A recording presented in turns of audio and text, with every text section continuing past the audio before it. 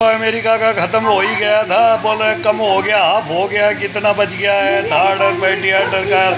अब ये Abraham Lincoln की ओर दिखा रहे हैं, हथौड़ा लेकर के ट्रंप को ठीक करता हुआ मीडिया दिखा रहा है हिंदुस्तान का चैनल में। तो ये तो हालत हम पहले बता दी थी कि जिसके ख़त्म होंगे अमेरिका के हथियार गोला बारूद सब खत्म हो जाएंगे, सिलेंडर करना पड़ेगा और बादशाह छोड़नी पड़ेगी।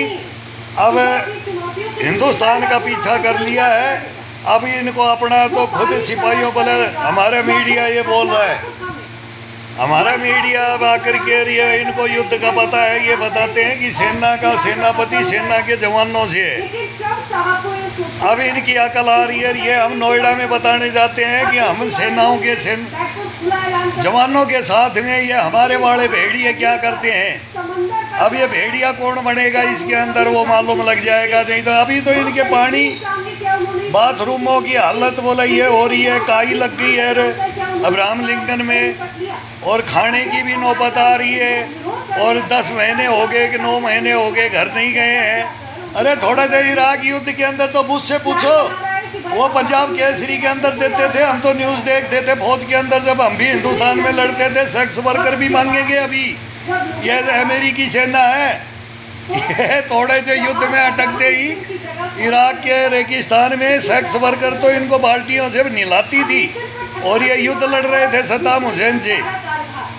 वेदकार इनका जब चला था ना, तभी इनका देखा था मगर यार ये सेना है, ये अपने को कमांडो बोलते हैं, ये बोलते बारूद है, ये बारूद अणु परमाणु बना करके बैठ करके हथियारें बनाए थे। वो देख लो ना हथियार, अब एक से एक टेक्नोलॉजी आती है। अब पूरा हिंदुस्तान का सोना ले गया अमेरिका, सारे साइंटिस्ट इंजीनियर डॉक्टर हमारे हिंदुस्तान के बैठे हैं।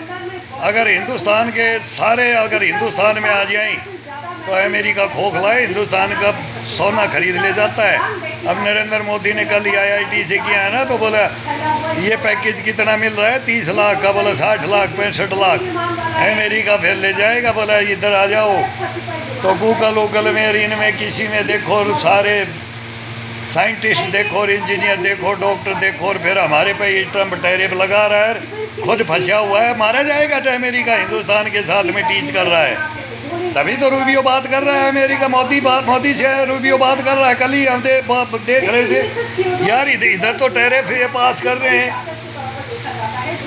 और इधर ये बात करने के लिए भी हो रहा है कि बात कर रहा है भाई, उपराष्ट्रपति बात कर रहा है कि क्या ये कहानी क्या है। बोले 2 महीने में लागू होगा, इतने में अभी इनको ये है नरेंद्र मोदी ने कहा ये क्रिश्चियनिटी हिंदुस्तान में फैला दी ना इसने, अमेरिका में ने मदर टेरेसा को दे दिया ना 72 रत्न। ये डाइन थी हिंदुस्तान की, तुम नहीं समझते। हम बंगाल आसाम और पूर्वोत्तर सब लड़ लिया, पाकिस्तान के खिलाफ हमने पूरा पंजाब लड़ लिया, कश्मीर लड़ लिया, नागालैंड मिजोरम आसाम लड़ लिया, फिर ये लास्ट में गर्दन कटाई हमने यहाँ जा कर के छत्तीसगढ़ के जंगलों में। और इनका पूरा इतिहास है हमारे पास।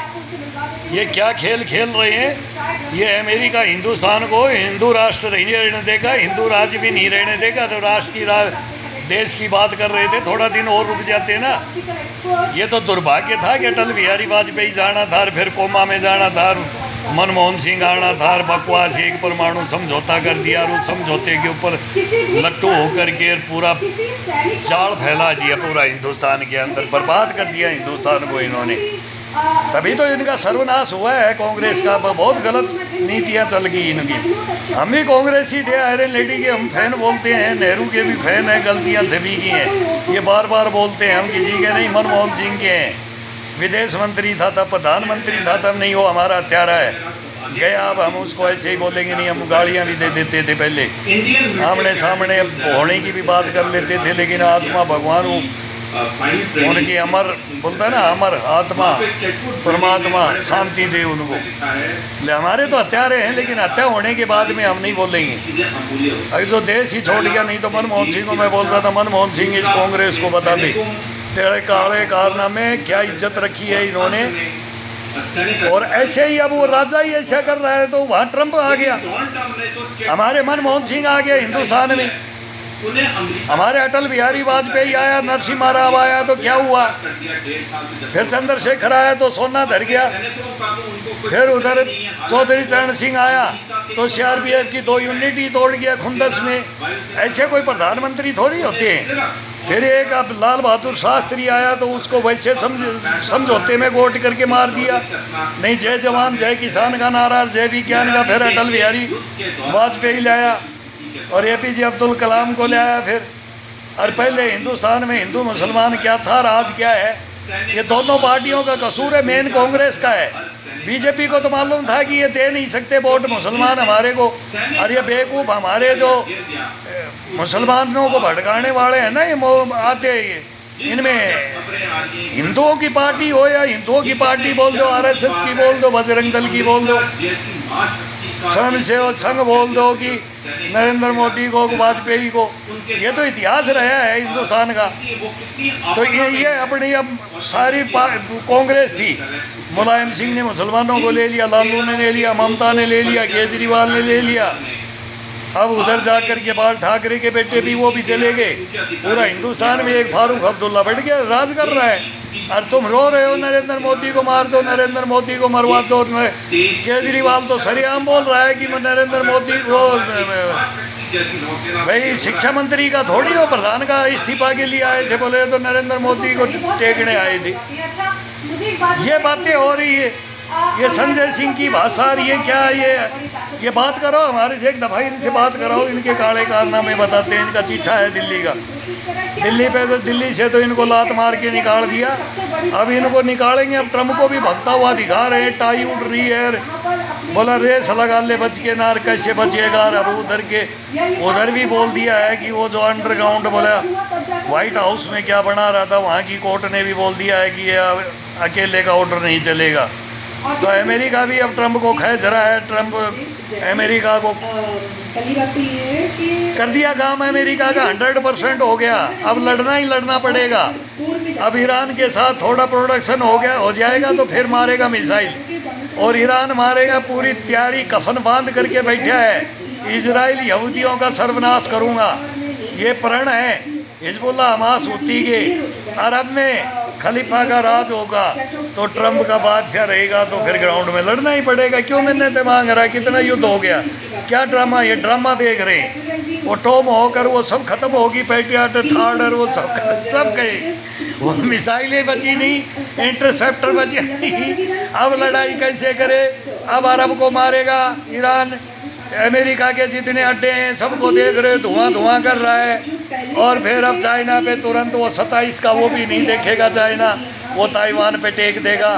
उधर थोड़ा बहुत बच जाएगा कि इधर ज़्यादा लगा रखा है, कौन तो और क्या क्या बना रखा है तुमने जेड़े, वो भर लोगे तो उधर किंग जोंग बैठा है।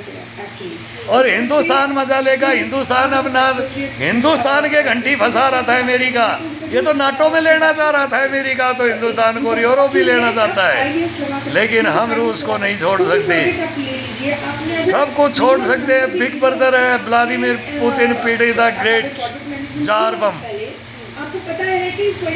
तो उधर भी बोलते हैं कि अब रूस को भी थका दिया है, वहाँ भी सेनाएं थक जाती है। 4 साल 5 साल से युद्ध चल रहा है, अमेरिका इतनी टक्कर नहीं ले सकता जितना रूस ले सकता है, रूस में लिया है। लेकिन आप वहाँ भी बोलते हैं कि पुतिन को भी खतरा है, पुतिन का भी सुन रहे हैं कि भाई विद्रोह भी हो सकता है, कि लंबा युद्ध में फंसा दिया। ये चल रहा है, शांति का दौर चलेगा पूरे वर्ल्ड में, तो वर्ल्ड वार कैसे होगा, फिर अणु परमाणु, फिर डेड हैंड शुरू हो जाएगा। अब ये महाशक्तियाँ बचेंगी, अमेरिका रूस कभी नहीं लड़ेगा। नाटो पे जितना इन्होंने बनाया था, जितना रूस को तोड़ा था, वो तोड़ने वाला छोटो जो तोड़ा था वो तो मेरा टूटा हुआ है। लेकिन अब यूरोप इतना ही मेरे अधीन होगा, ये रूस के व्लादिमीर पुतिन के प्रण है। नाटो भी समझ जाए इसके प्रण क्या है। वो कभी कोई बादशाह आता है वो अपना नाम कमा के जाता है, कोई बादशाह आता है वो डुबो के जाता है।